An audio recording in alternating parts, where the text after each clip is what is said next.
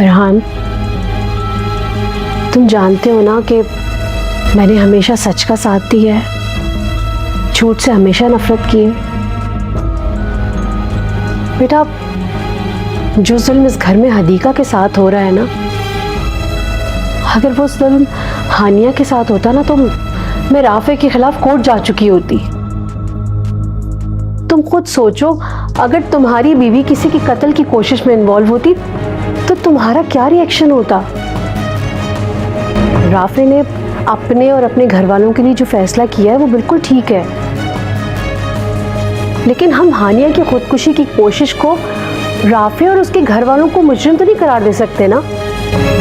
پھوپھو please آپ یہاں سے چلی جائیں۔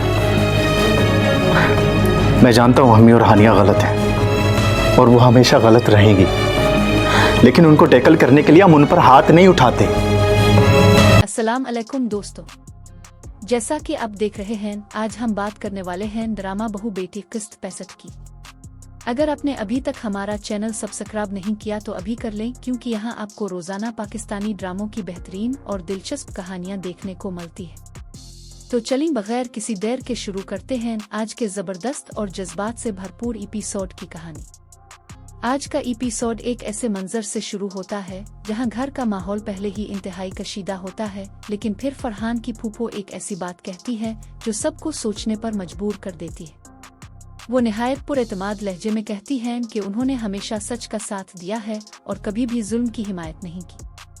ان کا کہنا ہوتا ہے کہ اگر حدیقہ کی جگہ ہانیہ کے ساتھ یہ سب کچھ ہوا ہوتا تو وہ سب سے پہلے رافع کے خلاف عدالت کا دروازہ کھٹکھٹاتا، لیکن صرف ہانیہ کی خودکشی کی کوشش کی بنیاد پر رافع اور اس کے پورے خاندان کو مجرم قرار دینا کسی بھی طرح انصاف نہیں۔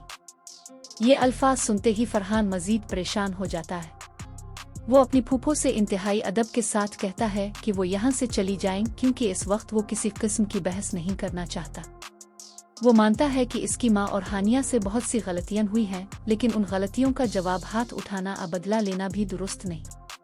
وہ افسوس کے ساتھ اعتراف کرتا ہے کہ وہ اپنی والدہ کو بھی غلط قدم اٹھانے سے نہیں روک سکا، اور یہی بات آج اسے اندر ہی اندر کھائی جا رہی ہے۔ پھوپھو فرحان کی کیفیت کو سمجھ جاتی ہیں، لیکن جانے سے پہلے ایک ایسا راز بتاتی ہے جو پورے معاملے کو نئی سمت دے دیتا ہے۔ وہ کہتی ہیں کہ وہ اپنی مرضی سے یہاں نہیں آئیں، بلکہ خود فرحان کی والدہ نے انہیں واٹس ایپ پر مدد کے لیے پیغام بھیجا تھا۔ اس پیغام میں لکھا تھا کہ فرحان اور واسق ان پر ظلم کر رہے ہیں اور وہ آ کر انہیں اس صورتحال سے نکالیں۔ پھوپھو بتاتی ہیں کہ وہ پیغام آج بھی ان کے موبائل میں محفوظ ہے، اور اگر ضرورت پڑی تو وہ فرحان کو دکھا دیں گی تاکہ اسے اصل حقیقت کا اندازہ ہو سکے۔ اس کے بعد وہ فرحان کو نہایت نرمی سے سمجھاتی ہیں کہ اس وقت وہ جذبات میں آ کر ہر بات کو غلط زاویے سے دیکھ رہا ہے۔ وقت گزرنے کے بعد جب اس کا غصہ کم ہوگا تو شاید وہ خود بھی حالات کو بہتر انداز میں سمجھ سکے گا۔ پھر وہ اسے یاد دلاتی ہیں کہ حدیقہ سارا دن اسپتال اور گھر کے درمیان بھاگتی رہی۔ اس نے گھر آ کر کھانا بھی تیار کیا، لیکن فرحان نے ایک نوالہ تک نہیں کھایا۔ وہ کہتی ہیں کہ ایسی وفادار اور مخلص بیوی ہر کسی کو نصیب نہیں ہوتی، اس لیے اس کی محبت اور قربانی کی قدر کرنی چاہیے۔ آخرکار فرحان خاموشی سے ان کی بات مان لیتا ہے اور ان کے ساتھ کھانا کھانے پر آمادہ ہو جاتا ہے۔ دوسری طرف حدیقہ اپنے شوہر کی خاموشی میں چھپا ہوا درد فوراً محسوس کر لیتی ہے۔ جب وہ فرحان سے وجہ پوچھتی ہے تو فرحان ٹوٹے ہوئے دل کے ساتھ کہتا ہے کہ اسے لگتا ہے وہ زندگی کے ہر امتحان میں ناکام ہو گیا ہے۔ نہ وہ اچھا بیٹا بن سکا، نہ اچھا شوہر، اور نہ ہی اپنے بچوں کے لیے بہتر باپ ثابت ہو سکا۔ اس کے پاس نہ کوئی مستقل روزگار ہے، نہ مستقبل کی کوئی امید۔ دبئی سے ڈپورٹ ہونے کے بعد وہ دوبارہ وہاں بھی نہیں جا سکتا، جبکہ پاکستان میں بھی اسے کوئی ایسا کام نہیں مل رہا جس سے گھر کا نظام چل سکے۔ وہ بے بسی سے کہتا ہے کہ اب اسے سمجھ نہیں آ رہی کہ اس کی زندگی کس طرف جا رہی ہے۔ حدیقہ اسے تسلی دینے کے ساتھ ساتھ ایک تلخ حقیقت بھی یاد دلاتی ہے۔ وہ کہتی ہے کہ جب اس نے پہلے ہی دبئی نہ جانے کا مشورہ دیا تھا تو فرحان نے اس کی بات کو نظر انداز کر دیا تھا۔ اگر اسی وقت والدہ کا مکان بیچ کر اپنا دفتر بنا لیا جاتا تو آج کرائے کا بوجھ نہ ہوتا اور کاروبار بھی بند نہ ہوتا۔ وہ افسوس سے کہتی ہے کہ فرحان نے ہمیشہ دوسروں کی باتوں پر یقین کیا، لیکن اپنی بیوی کی مخلصانہ رائے کو کبھی اہمیت نہیں دی۔ فرحان کو پہلی بار اپنی غلطیوں کا شدت سے احساس ہوتا ہے۔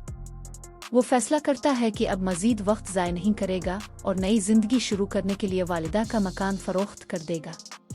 लेकिन हदियक्का फौरन इस फैसले की मुखालफत करती है। वो कहती है कि कोमल अभी भी इसी घर में रह रही है और वो इसे इस मुश्किल वक्त में अकेला छोड़कर कहीं नहीं जा सकती। इसके नज़दीक रिश्ते सिर्फ फायदे के लिए नहीं निभाए जाते, बल्कि मुश्किल वक्त में साथ देने का नाम ही असल ताल्लुक होता है। ये बात सुनकर फरहान के चेहरे पर काफी देर बाद एक हल्की सी मुस्कुराहट आती है। वो मजाक में कहता है कि अब लगता है हदियक्का भी इस पर हुक्म चिल्लाना शुरू कर देगी, बिल्कुल इसी तरह जैसे कोमल वासिक पर हुक्म चलाती है। हदियक्का भी मुस्करा कर जवाब देती है कि अगर शौहर बात ना माने तो कभी कभी हुक्म चिल्लाना भी जरूरी हो जाता है। दोनों की ये मुख्तसर सी हंसी काफी देर बाद घर के माहौल में थोड़ी सी खुशी ले आती है। आखिर में दोनों फैसला करते हैं कि अगली सुबह किसी प्रॉपर्टी डीलर से मिलकर वालिदा के मकान की कीमत मालूम करेंगे, ताकि मुस्तकबिल के हवाले से बेहतर फैसला किया जा सके। उधर राफे के घर में भी एक नई बहस चल जाती है। कुछ अफराद का कहना होता है कि हानिया को तलाक मिल चुकी थी और अगर उसने खुदकुशी जैसा गुनाह करने की कोशिश की है तो इसका जिम्मेदार दूसरों को नहीं ठहराया जा सकता। वो कहते हैं कि खुदकुशी इस्लाम में भी एक बहुत बड़ा गुनाह है, इसलिए हर शख्स को अपने अमल की जिम्मेदारी खुद कबूल करनी चाहिए। इसी दौरान गुफ्तगू अचानक राफे और राबिल के मुमकिना रिश्ते की तरफ मुड़ जाती है।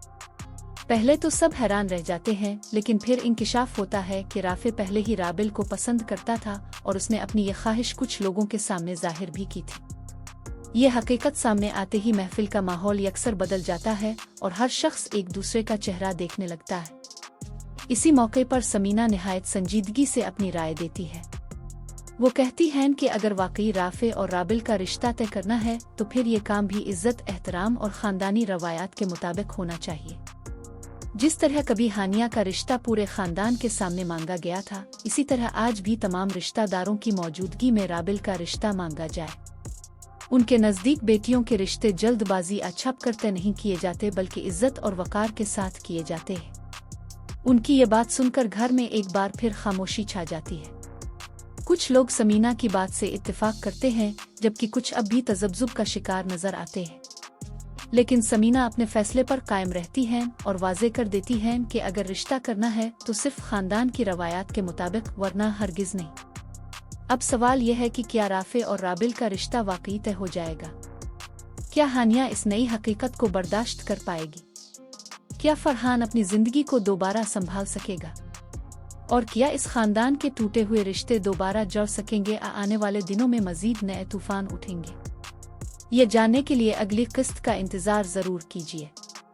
अगर आपको आज की कहानी पसंद आई हो तो वीडियो को लाइक करें, चैनल को सब्सक्राइब और कमेंट्स में अपनी राय जरूर दें कि आपके ख्याल में राफे और राबिल का रिश्ता होना चाहिए या नहीं।